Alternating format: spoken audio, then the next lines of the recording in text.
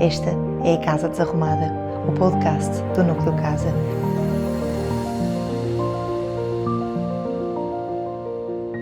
Uma cadeira fria, virada para a parede, as mãos no colo, o choro a esconder. Não entendia o mundo nem o porquê, só sabia, algo fiz sem saber. Vai pensar no que fizeste, diziam, e a mente da criança perdia-se no ar. Os minutos pesavam, não ocorriam, como se o tempo se quisesse vingar. Às vezes, uma voz dura, um estrondo. Outras vezes, o silêncio, que mais doía. Aprendi que o amor tem lados sem nome e que também castiga quem mais queria. Esta é Casa Desarrumada, o podcast do Núcleo Casa. Eu sou a Francisca Silva Ferreira, psicóloga, mãe e amante da vida. Bem-vindos a mais um episódio da Casa Desarrumada, o podcast do Núcleo Casa, onde falamos sobre o que se arruma, o que se desarruma e o que se esconde por debaixo do tapete. Hoje abrimos as portas para um tema que quase todos trazemos na bagagem da infância: os castigos. Quem nunca foi posto de castigo? Num canto da sala, de frente para a parede, sem poder falar, brincar ou simplesmente ser criança. Castigos que muitos de nós ouvimos chamar de educação, limites ou é apenas para o teu bem. Ficar de castigo, levar um grito, sentar-te em silêncio, ser ignorado, ir um bocadinho para o quarto. Táticas que parecem inocentes, mas que na verdade marcam, traumatizam. E o mais duro é perceber que, apesar de tudo, estes castigos ainda existem hoje, em casas, escolas, instituições. Mudam de forma, mas não desapareceram.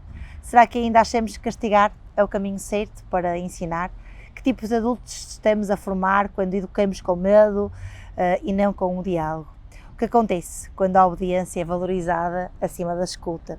Neste episódio vamos refletir juntas, trazer memórias, fazer perguntas, falar sobre casos práticos. Porque é que educar com cuidado é efetivamente possível, mas talvez exija que desarrumemos primeiro o que sempre nos disseram ser normal. Para esta conversa escolhi uma embaixadora dos direitos da criança nesta casa e no mundo. A Marisa Gouveia Serra é psicóloga, especialista em desenvolvimento infantil e é uma defensora da educação positiva e consciente. Considera que ser mãe e ser psicóloga são as missões da sua vida, completa este universo com livros, natureza e escolhemos ter esta conversa num jardim porque é isso mesmo que fazemos, transformamos a selva num jardim, ou não? E pomos a nu e ao ar livre tudo o que realmente acreditamos. Esta conversa é exatamente sobre isso, sobre aquilo que acreditamos, é ou não? É verdade. Acho que quando pensamos no podcast, lembro-me de estarmos assim numa conversa informal, também num fim da tarde, no fim de muitas consultas, e dizermos que esta era quase assim uma das prioridades de gritar ao mundo, e por isso fazer isto fora de portas era quase essencial para quem possa passar na rua ouvir. Exatamente, para que nos ouçamos, sim, sim. Marisa, eu acho que era mesmo importante, e tu és tão boa a falar disto, para começarmos com muita clareza, o que é que realmente entendemos, primeiro por castigo, não é? E a diferença entre uma consequência educativa, para que as pessoas lá em casa possam perceber isto. Ok, então, um castigo pode ter, pelo menos assim, grosso modo, 3 vertentes, não é? Pode ser o físico, que normalmente é aquilo que nós associamos mais como um castigo. Eu só o castigo se eu lhe der uma palmada, não é? Ou só o castigo se, de alguma forma, for o magoar fisicamente, não é? Mas também podemos ter o castigo emocional e o castigo psicológico, não é? Que estão muito interrelacionados, mas de alguma forma, às vezes, nós castigamos a criança retirando-lhe a atenção totalmente, deixamos de falar com ele, ignoramos a criança completamente, e portanto tu estás em desregulação, tu fizeste alguma coisa, eu estou chateado contigo, eu estou triste contigo e não com o que tu fizeste. Isso é muito importante, não é? Diferenciar a questão de eu estou triste contigo do que eu estou triste com esta situação, eu estou triste com aquilo que aconteceu. E muitas vezes, raramente, isto é distinguido. Os pais pensam, pô, pensam um pouco sobre isto, não é? Pensam porque também pensamos porque ninguém nos ensina isto, não é? Nós vimos numa geração em modo grito de novas formas de educar, porque acreditamos com mais consciência de que a educação deve ser positiva e deve ser potencializadora do nosso melhor, e que, portanto, temos que arranjar ferramentas melhores também, fora daquilo que estavas a dizer, também do medo e da obediência cega. Mas efetivamente isto parecem pormenores, mas não são de todo pormenores. Eu estou chateado, estou triste com alguma coisa que tu fizeste, mas eu nunca estou chateado contigo, eu nunca estou triste contigo, porque tu és o amor da minha vida. Isto falando de pais para filhos, não é? Marisa, estava aqui a pensar no risco, e antes de explorarmos melhor todas estas questões dos castigos e das consequências que temos mesmo que entrar por aí, claro, mas pensar no risco do que é que a criança que escuta isto ou que ouve isto, o que é que ela vai sentir, não é?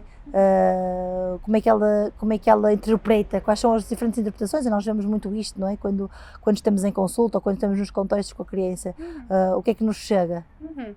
Muitas vezes chega uma infância que vai morrendo lentamente. É uma infância que não tem a esperança e a força de ser amada incondicionalmente. Porque se eu não comer a comida toda no prato, eu vou ficar de castigo, porque se eu não tirar boas notas, vou ficar de castigo. Se eu não tirar boas notas, vou ficar de castigo. Parênteses aqui, boas notas é muito bons, muitas vezes é muito bons e 5, não é? Portanto, fechar parênteses. 89 não é 90, como não vemos. Exatamente, e portanto eu não posso tirar 89 sequer. E portanto, não vão gostar de mim se eu não tirar estas notas. Eu não vou ser amada profundamente se eu fizer uma birra, por exemplo, e a birra em modo de manifestação das minhas vontades e das minhas, não é? Portanto, isto é uma infância que lentamente morre por dentro, porque retiramos a possibilidade da criança gostar de si própria. E isto é muito importante. É aqui que nasce a autoestima um bocadinho mais à frente. Quase como não é a importância de nós gostarmos dos nossos filhos por aquilo que eles são e não por aquilo só que eles fazem, mesmo em dias que são muito difíceis para os pais, dentro desses gritos desesperantes. E em consultas que nós fazemos, muitas vezes, isto acho que é muito mais fácil nós fazermos o exercício de calçarmos os sapatos das crianças, não é? Muitas vezes em consulta nós fazemos o exercício de, ok, então imagino que no trabalho está numa tarefa, a fazer um relatório, a gerir uma equipa, e vem o chefe, alguém superior, e diz, estou muito zangado com o que fez, é inadmissível, fez um trabalho de porcaria, é o pior funcionário desta casa, portanto, como é que nós nos vamos sentir, não é? Mesmo que nós tenhamos falhado, imagina que há um erro, não é? Como é que nós nos vamos sentir? É muito diferente de o nosso superior vir ter connosco e dizer, isto realmente não correu muito bem, de que forma é que eu te posso apoiar para na próxima vez isto correr melhor, não é? Olha, pensa em qual é o colega que tu achas que gostavas de trabalhar amanhã para te ajudar a avançar um bocadinho mais no projeto. Marisa, estou aqui a refletir também ao ouvir, não é, que todos estes comportamentos que a criança expressa através de tudo aquilo que se diz e daquilo que não se diz, porque muitas vezes vem atrás daquilo que não se diz, todos estes comportamentos são no fundo um comportamento, não é? Uma comunicação, todos têm uma intenção, não é? De facto, todos os comportamentos são uma comunicação e trazem uma intenção por trás dela, um grito de ajuda. Quer se ajuda a criança, quer se ajuda o adulto, não é? Então tudo comunica, nós somos comunicação. Esta é a nossa primeira linguagem, o comportamento, não é? Nós não sabemos falar quando nascemos, mas nós sabemos chorar e sabemos agarrar-nos. Mas se nós tivermos alguém do outro lado a dizer, larga-me, ou não podes chorar não é aceitável, então nós aprendemos que o comportamento que nos está a ser devolvido está a dizer que eu não posso manifestar-me, não é? E, portanto, não tenho espaço suficiente para, não é? Eu não tenho espaço. Sobre o espaço, há uma coisa muito curiosa, e isto sabemos que é cada vez mais frequente. O castigo acontece tantas vezes em casa como na escola. E às vezes até se inicia na escola e tem um prolongamento para dentro de casa, que é uma coisa que gostava imenso que conseguíssemos clarificar, esta mensagem que passa da escola para casa, para que os pais possam continuar a consequência, o castigo em casa, não é? Qual é o impacto, vamos falar sobre isto, por favor, que isto tem no desenvolvimento da criança e na sua visão sobre o mundo? Eu uma vez tive uma criança de 7 anos que me dizia, sabes, Marisa, eu não sei ser feliz. Eu disse, como não sabes ser feliz? Porque as pessoas à minha volta não estão felizes, não são felizes comigo, então eu não sei ser feliz. E estas pessoas à volta, de facto, ela tinha razão. Era algo generalizado. Não era só a família, os pais, neste caso, não era só a escola, não eram só os avós, era toda uma multiplicidade sistémica que se foi arrastada, neste caso, iniciada na escola, que era continuada para casa. Acontecia uma situação na escola, a professora tinha a tendência da porta manifestar isso ao avô que ia buscá-la, não é? O que é que aconteceu? Espero que tenha conversado com o seu neto sobre isto em espero casa. que converse, isto é inadmissível, não pode continuar a acontecer, não é? O neto no carro, a caminho para casa, ia levar nas orelhas do avô, não é? Portanto, o tom agressivo e desangado do avô com a pessoa que eu sou. Depois, quando os pais iam buscar a casa dos avós, os avós passavam a mensagem, o testemunho aos pais e, portanto, era outra vez castigado e ralhado à frente de quem quer que seja. Humilhado? Humilhado. É uma humilhação, não é? Portanto, eu não sei ser feliz. Sobre humilhação, eu tenho outro exemplo que aconteceu, deixa-me pensar, há 3 semanas. Uma professora que enviou um áudio a uma mãe com um tom super agressivo, a falar com a criança, super agressivo, a dizer... mãe, olha, estamos a gravar este áudio para saber o que é que se passa na escola, porque o X fez isto, e depois era discurso direto, X, na frente do X, e depois em discurso direto, com um tom de agressividade, com violência, ouvia-se pancadas, não é?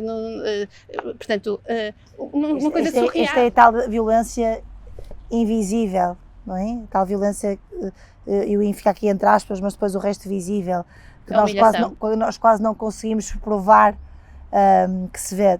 Estás-me a relatar isso? Há também um caso do qual eu também já tenho partilhado e que foi até denunciado e que é importante e que nós sabemos que isto acontece em várias instituições portuguesas e em outros lugares e é importante como é que isto continua a acontecer. E sobre o que acabaste de dizer, não é? A prática dos contextos depois se prolongarem para o espaço de casa e muitas vezes pobres os pais que não fazem a menor ideia que isto acontece, que isto é uma coisa engraçada, porque muitas vezes os educadores partilham com transparência e ignorância, vou partir do princípio que é com a ignorância, claro. Mas muitas outras vezes isto não é partilhado. Tenho também um caso em que de facto a educadora prendia com regularidade a criança a uma cadeira com fita adesiva porque não era capaz de regular a energia desta criança. Estamos a falar de uma criança de 3 anos. Os pais, sem saberem desta situação, era relatado permanentemente o mau comportamento desta criança. E então, permanentemente relatado este comportamento, os pais, na sua boa fé, obviamente, retiravam brinquedos à criança, privavam-na de ver os seus desenhos animados preferidos. Esta criança chegou até a ficar sem pintar a cara no dia da criança, por parte da educadora, como castigo, não é? De viver a essência de um dia mundial. Do dia da criança, do dia dos direitos da criança. Não é? Isto chega a estes extremos, em que a violência atinge níveis deste ponto. Nós pais inconscientes disto, às vezes sem querer perpetuamos, porque há pouca transparência sobre isto. E recebemos muitas vezes outros exemplos, não é? Crianças que são forçadas a comer nas escolas quando há indicações para isto. Fisicamente forçadas. Comem até vomitar. Fisicamente e muitas vezes outras formas não físicas, mas também elas neste tom de humilhação, não é? Crianças que fazem xixi pelas pernas abaixo, que são de facto postas em salas à parte porque se comportam como bebês. Se vomitares vais ter que comer de novo. Isto, não é? muitos de nós, falamos isto no episódio da relação autêntica, entramos em escolas em que muitas vezes isto acontece, muitos de nós já fomos testemunhas destes processos. Acho que compete também a nós, não é? Sermos voz de tudo isto e sensibilizarmos os pais para estas questões. Nenhum de nós faz questão de prejudicarmos estas crianças, mas sem querer as temos a prejudicar, a perpetuar, porque estas crianças crescem num dito modelo normativo, não é? Porque somos também adultos zangados. Sim, e nós ouvimos muitas vezes também em consulta, ok, não tem mal bater, não tem mal fazer isto, porque também me fizeram comigo, e eu estou aqui. Não me fez mal nenhum. Não me fez mal nenhum, até me fez bem. Não é? Será? Ponto de interrogação. Será que fez bem? E se não tivesse acontecido, não é? Será que tinha poupado momentos de terapia? Será que eu tinha conseguido falar melhor sobre as minhas emoções? Será que eu era uma pessoa com uma autoestima mais forte, com uma resiliência maior? Será que eu ia acreditar melhor nos meus objetivos e ia persegui-los com mais facilidade? Ninguém se pode regular melhor através de uma palmada, não é? Isto tem que ficar muito claro. Ninguém se pode regular melhor através... As pessoas podem se regular melhor através do contacto físico, quando este é contentor, de um abraço, de algo que nos faz sentir afetivamente ligados, não é? E agarrados, como no recém-nascido que falávamos há pouco, seguros. Não é? Eu sou amparado pelo adulto que está comigo e, portanto, o adulto não me coloca em situações de perigo, o adulto não me coloca em situações contra a parede, o adulto ajuda-me e é um guia da minha educação. E às vezes nós responsabilizamos, porque responsabilizamos a criança, em vez de responsabilizarmos também o papel de guia. Marisa, estás aqui a falar destes exemplos de quando as pessoas retomam as suas próprias experiências. Nós vemos isto nas consultas de pais, não é? Levei umas palmadas e não me fizeram mal nenhum. Isto tive como um exemplo já há muitos anos, mas que me arrepia sempre que falo dele, numa primeira consulta de pais, em que eu perguntei àquele senhor qual era a memória. Quando eu perguntei, mas como é que se lembra da sua infância? Uma pergunta clássica que nós fazemos. Uma infância normal, não me lembro bem, uma infância normal. Sim, uma memória. Uma memória. Não me lembro bem, não é? Primeiro, não me lembro bem. Uma memória. E de repente, a memória que se coou ali na triangulação que estávamos a fazer dentro daquela sala, era um menino agarrado às grades do berço, a chorar. Sozinho. Essa era a memória daquela criança. Agarrada às grades do berço, a chorar sozinho. Isto é de uma violência emocional, isto é das maiores experiências de desamparo, não é? Sozinho no berço, a chorar. A criança ficar sozinha, a chorar. Não tem a ver com chorar, porque só não chora que não tem coração, não tem a ver com a experiência de choro, tem a ver mas com isto repete-se, sozinho. não é? Com certeza estavas a falar com um pai que estava de outra geração, mas nesta geração, com os filhos pequenos, não é? Isto repete-se, que ontem estava também, foi mesmo ontem, a falar com uma família super querida, também super querida, isto acontece nas nossas famílias, não é? Portanto, uma família super querida, estava um bebê de 9 meses que gritava, e o pai dizia, desesperado, e é muito desesperante isto, não é? Quer dizer, ele tem a fralda seca, ele comeu, ele está tudo seguro, portanto, se eu deixar a chorar, está tudo bem, porque eu sei que está tudo bem, mas não está, porque o afeto, não é? Eu acho que era muito importante pensarmos, claro que podemos fazer outra conversa só sobre birras, ou se calhar não vamos falar sobre birras, vamos falar sobre... Birras, nós não gostamos da palavra birras, não é? Autorregulação, se calhar vamos focar na solução. Muitas vezes sabemos que, claro que hoje estamos a falar dos momentos em que isto foi muito despropositado, ou sem intencionalidade, ou da gestão da frustração, ou da experiência de pais desamparados, que também eles tiveram a falta de colo.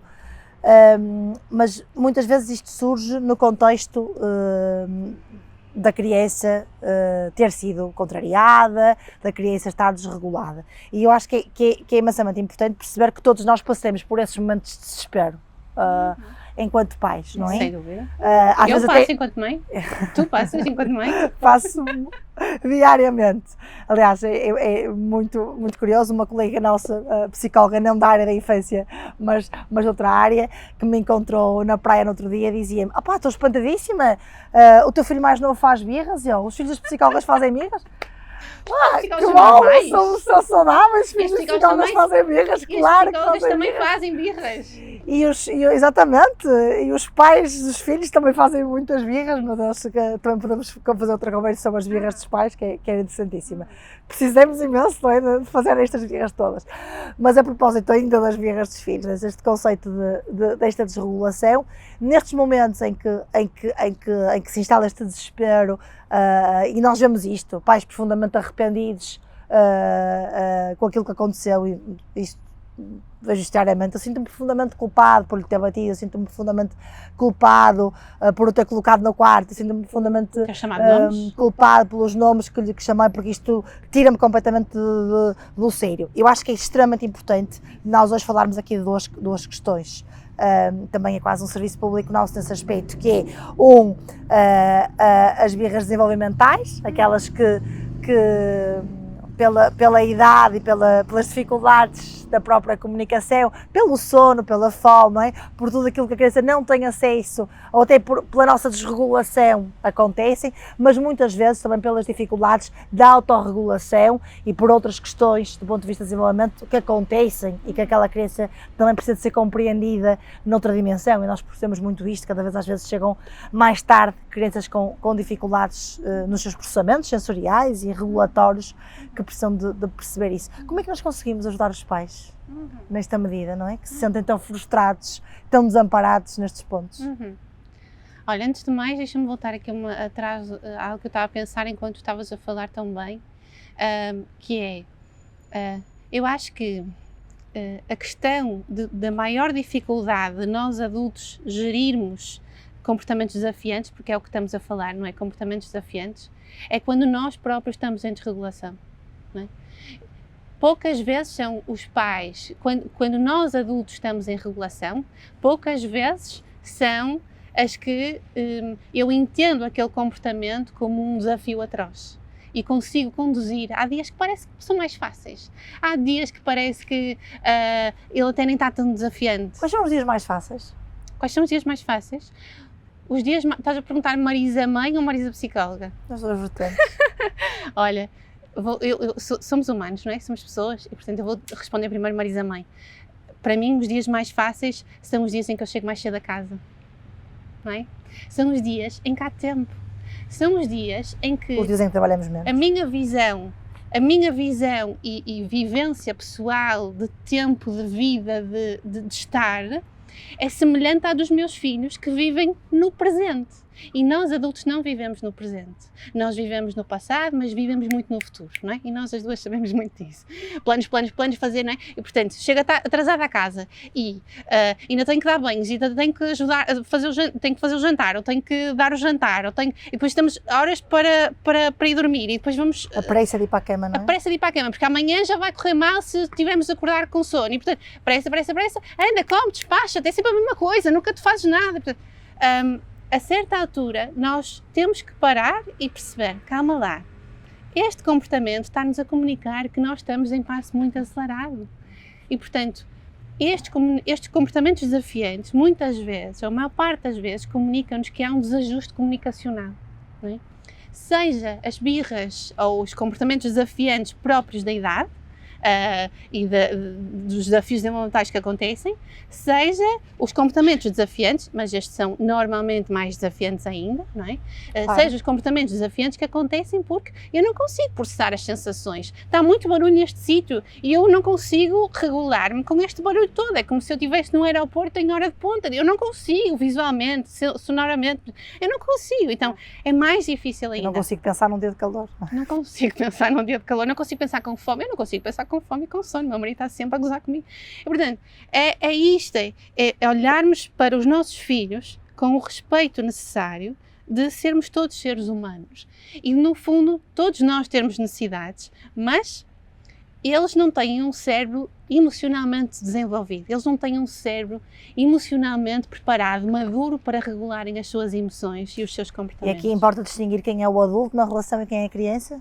Sem dúvida. E muitas vezes corremos o risco de entrar numa armadilha em escalada, não é? Em que perdemos este controle, e sabemos que o perdemos muitas vezes, mas quando estamos a perder, lembrarmos que de repente entramos nesta escada e que não importa com ele estar nesta guerra, não é de quem é que vai ganhar ou quem é que vai perder. Sem dúvida. Importa mais reposicionarmos. Perdemos todos no final. Quantas de nós já nos deitamos a chorar na almofada por alguma coisa que achamos que correu menos bem com os nossos filhos? Ou que sentimos que há pouco tempo também senti isso com o meu filho mais velho e senti que precisava de ir. Ele já estava a dormir, já estávamos tudo bem, era para aí meia-noite e eu fui dormir com ele, porque era o meu peso emocional que estava aqui, não é? E portanto, mas isto também perceber que quando nós erramos, nós adultos, nós podemos pedir desculpa. Nós podemos dizer, olha, hoje a mãe estava muito cansada, não consegui estar no meu melhor. Pronto, desculpa. E isto ajuda as crianças de uma coisa maravilhosa, que é, os pais não são só super-heróis, os pais também são super-heróis que erram. E, portanto, há espaço para eu também errar. Há espaço para eu pedir desculpa. Não tem mal nenhum nisso, não é? E a certa altura temos a humanidade sentada toda à mesma mesa, não é? Com muita bondade e muito respeito. Não é? É preciso muito diálogo dentro de uma família. Eu costumo dizer que os pais são a necessária margem do rio na infância, não é? Porque se o rio não tiver margem, o rio transforma-se noutra coisa, por exemplo, numa ria. Numa ria, ok, não tem margem, eu transbordo, eu sou outra coisa completamente diferente, eu deixo de ser rio. Então, o rio precisa de margem. E esta margem são os pais que o ajudam a guiar, sem mudar o rio, sem mudar o foco, mas ajudam a guiar até o mar, que é o destino final, não é? Sem restringir o rio, sem mudar a direção, com profundo respeito pela natureza por onde ele vai. E às vezes quando vem uma tempestade podemos só apreciá-la, não é? E quando vem uma tempestade podemos só apreciar que bonita que é uma tempestade no rio. Não precisamos estar sempre a lutar contra a tempestade. Não precisamos de calar a tempestade. Mas podemos abrir os guarda-chuvas de vez em quando, não é? Podemos abrir o guarda-chuva, porque às vezes precisamos de abrigo e precisamos respirar fundo, claro, e precisamos nos secar e lamber feridas, mas nós precisamos ser margem. E esta margem é também os limites e as regras, não é? Portanto, estrutura. É a estrutura super necessária principalmente perante comportamentos desafiantes, ou para comportamentos desafiantes não acontecerem. Nós vemos os maiores desafios nas maiores faltas de estrutura. Sem dúvida. E é aqui também que acontecem os maiores castigos. É quando não há estrutura. Ou em sistemas demasiado severos ou em sistemas demasiado liberais. Permissivos. Ou em demasiado liberais, demasiado permissivos. Porque não há estrutura, não é? Ou eu sou super austero e não posso pisar um risco sequer, ou então eu vou... Ou então eu posso tudo. Ou então eu posso tudo. Então é isto, é o equilíbrio. Eu costumo dizer, nós costumamos dizer muitas vezes às nossas famílias, é preciso equilíbrio em absolutamente tudo na nossa vida. Basta como conseguires dar um GPS à criança para ela se poder organizar. Sem dúvida. Também. E sai-lhe segurança. Sem dúvida. Ela sabe com aquilo que pode contar. Estava aqui a pensar, também para podermos ajudar as pessoas lá em casa, o que é que nós podemos fazer em vez de castigar, não é? Como é que podemos também trabalhar este respeito, eu acho que lhe vou chamar responsabilidade porque é uma responsabilidade partilhada por todos nós, pais, educadores, professores, psicólogos, terapeutas. Como é que podemos partilhar esta responsabilidade sem recorrer ao medo, sem recorrer à humilhação? Porque sabemos muitas vezes que esta é uma técnica muito fácil. É um penso rápido, não é? É fácil porquê? Porque se eu castigar, parece que aquilo está resolvido, não é? Desapareceu, pronto. Eu pus de castigo, adeus, pronto, e tu vais aprender. É um penso rápido. Acontece é que se nós tirarmos o penso, a ferida continua lá, não é? E até pode aumentar se nós não olharmos bem e não nos infectarmos. Então o que é que nós podemos fazer? Nós gostamos muito mais da palavra consequência do que castigo, não é? Porque a consequência versus castigo, o castigo é uma punição, não é? Eu castigo-te, eu puno-te por alguma coisa que tu fizeste negativa, e a consequência é dramaticamente diferente porque ensina-nos responsabilidade.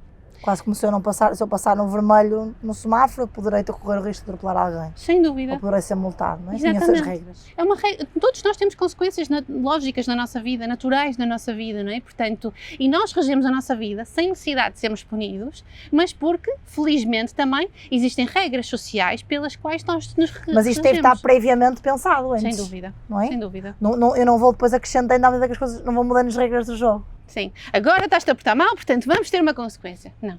Nós não... Agora eu defino que é uma semana sem televisão. Certo. E depois afinal já define que são 15 dias. Isso não é uma consequência porque não foi avisado a priori. As regras do jogo têm que ser antes do jogo ser começado, não é? Portanto, se um comportamento desafiante está a acontecer, eu costumo dizer que, ok, agora é só gerir os danos, é só tentar minimizar a situação. A questão educativa vem antes de ou antecipar o comportamento desafiante, não é? E, portanto, esta questão de eu saber que isto não está a funcionar, então eu antecipar algum tipo de consequência que pode acontecer caso este comportamento persista, não é? Por exemplo, eu não fiz os trabalhos de casa porque não me apeteceu.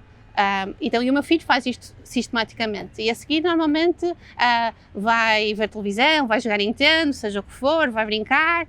A consequência lógica para isto será, olha filho, pois é, mas chatice, não fizeste trabalhos de casa, olha, agora em vez de vires ver televisão, não é? Nós já tínhamos combinado previamente, não é? Então em vez de ires ver televisão ou vir jogar Nintendo ou brincar, vamos ter que ficar a perder esse tempo a fazer os trabalhos de casa, não é? Ou, portanto, ensina a responsabilidade, ensina e é uma causalidade direta, okay? É esta a diferença, se eu passar um sinal vermelho, como estava a dizer, eu levo uma multa, eu posso atropelar alguém, mas ninguém me vai obrigar a divorciar, ou ninguém me vai obrigar a tirar todo o dinheiro da minha conta no banco, não é? Então, é relacionado diretamente com o meu comportamento. Claro. Então, quando nós precisamos de conter, sermos contentores e sermos contentores de comportamento é fundamental. Como é que conseguimos ser contentores?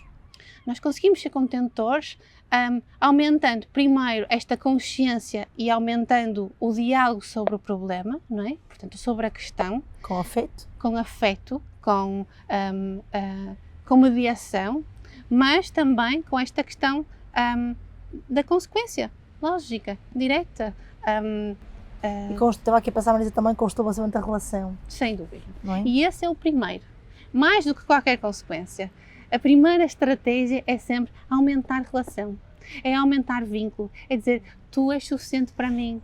Estou a pensar em voz alta na quantidade de pessoas que nos procuram em busca de estratégias.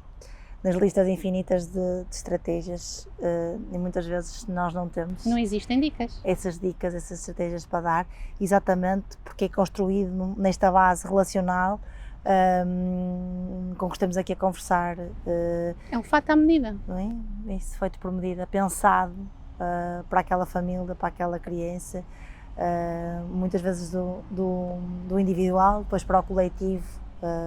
Também da família, pensado nesta coisa da parentalidade muito afetiva também, e nesta comunicação não violenta, porque pensava também no peso que as próprias palavras têm. Nós fomos falando das consequências e dos atos, mas muitas vezes o é sempre a mesma coisa, o és um imbecil, o és um burro, outra vez, já não espero nada de ti, contigo já sei que é sempre isto. São formas que se codificam, não é? Que se instalam em nós. Para sempre, às vezes. Que já não conseguimos pôr um restart, muitas vezes nessa ressignificação, vamos percebendo sempre isso ao longo da vida. Sim. Para terminar, e depois de nos teres trazido tantos exemplos práticos e de me teres levado também a mim a outros exemplos, saber que isso é uma inspiração nessa medida, que mensagem gostarias de deixar aos pais que estão nesta missão tão difícil de educar? Como é que podem fazer diferente? Em que é que se podem inspirar? Ora, antes de fechar com esta mensagem, que vai ter a ver com esta mensagem, mas só sublinhar uma coisa que eu acho que falta nós trazermos highlight para isto, que é muito importante nós interpretarmos o comportamento. O comportamento comunica e, portanto, é isto muitas vezes que nós ajudamos a família a fazer, não é? Na análise, não é? Análise. Olhar para o nosso filho e pensar, o que é que este comportamento nos quer dizer? E às vezes, portaste mal, e nós deixamos sempre muitas aspas a isto, pode não é? ser O que é portar mal? Por, pode ser substituído por eu sinto a tua falta, eu queria brincar contigo, eu não queria que tu chegasses tão tarde de trabalho, ou eu tenho ciúmes do meu irmão, ou as contas de matemática são muito difíceis. É muito giro, porque essa é aquela típica resposta, eu faço muito esta pergunta em consulta, não é? O que é que falta ao Vicente? O que é que falta ao António? É difícil nós sabemos responder aquilo que lhes falta muitas vezes, não é? E a tua resposta é exatamente isso, a interpretação do comportamento da criança à luz e à análise daquilo que nós depois interpretamos no simples brincar, naquilo que se codifica ali. As mensagens que eles nos No trazem. vazio. É verdade. No vazio. No vazio de palavras, mas no preenchido de comportamento, não é? E portanto a criança está a comunicar, aqueles pais também estão a comunicar. Acho que é importante fazer só esta ressalva também. 99% dos pais e dos professores querem o melhor para estas crianças, não é? E portanto, e nós vemos isto a acontecer. Muitas vezes não sabem como e estão nesta desesperança.